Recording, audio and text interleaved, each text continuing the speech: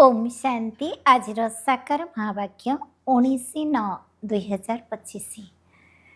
मधुर संतान माने एही बेहद नाटक रे तुम्हें आत्मा मान को निज निजर अभिनय मिले। वर्तमान तुमको एही शरीर रूपी वस्त्र को त्याग करी घर को जीवाकु हेबो, पुणी नुआ राज्य को आसीबाकु हेबो। प्रश्न, बाबा कौनसी कार्य प्रेरणा द्वारा करती नहीं, तांकर अवतरण होइथाए। एहा केउ कथारु प्रमाणित हेउछि? उत्तर, बाबा को करी कराइला वाला ही कहा जाए।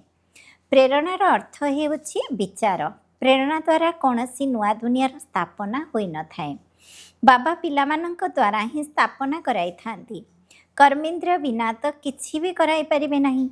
सेथिपाई तांको शरीरर आधार नेबाकु पड़ुछि। धारणा पाई मुख्य सारांश 1 नंबर, 21 जन्म पर्यंत श्रेष्ठ पदर अधिकारी हेबा पाई समस्त आसुरी मत को छाड़ी एकमात्र ईश्वरीय मतरे चलिबाकु हेबो। संपूर्ण निर्विकारी हेबाकु पड़िबो। 2 नंबर, एही पुराणा शरीर रे रही बाबांकर शिक्षा गुड़ी को धारण करी देवता हेबाकु पड़िबो। यह बहुत अमूल्य जीवन। एथिरे वार्थ पाउंड अर्थात मूल्यवान हेबाकु ही पड़िबो। वरदान, सर्व आत्मा को यथार्थ अविनाशी सहारा देउथिबा आधार उद्धार मूरत हुआ। वर्तमान समय विश्वर चारिआडे कौनसी ना कौनसी हलचल निश्चित रही। केउंठी मनर अनेक गुड़िए टेंशन हलचल, केउंठी प्रकृतिर तमो प्रधान वातावरण कारणरू हलचल एवं अल्पकालर विनाशी साधन गुड़िक समस्त को चिंतारूपक चिता अर्थात निया भितर को ठेलिबारे लागिछि। सेथिपाई अल्पकालर आधार ठारू प्राप्ति ठारू विधि ठारू क्लांत होई वास्तविक सहारा खोजुछंती।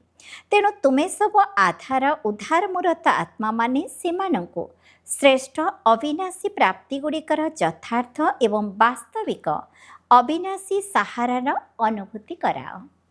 स्लोगान, समय अमूल्य संपत्ति अटे, सेतिपाई ताकु नष्ट करिबा परिवर्ते तुरंत निर्णय करी समय को सफल कर। अव्यक्त इशारा, एबे लगंड अग्नि को प्रज्वलित करी जोग को ज्वाला रूप कर। जेपरी सूर्यर किरण चतुर्दिगरे विच्छुरित हेउछि, सेपरी मास्टर सर्वशक्तिमान स्थिति रे स्थित हुई शक्ति एवं विशेषता गुड़िकर किरण चतुर्दिगरे विच्छुरित हेबार अनुभव कर। सेथिपाई मु मास्टर सर्वशक्तिमान विघ्न विनाशक आत्मा अटे। एही भली समान रूपी आसन पर स्थित हुई कार्य कर, तेबे कौनसी भी विघ्न सम्मुख को मध्य आसी परिबो नाही। ओम शांति।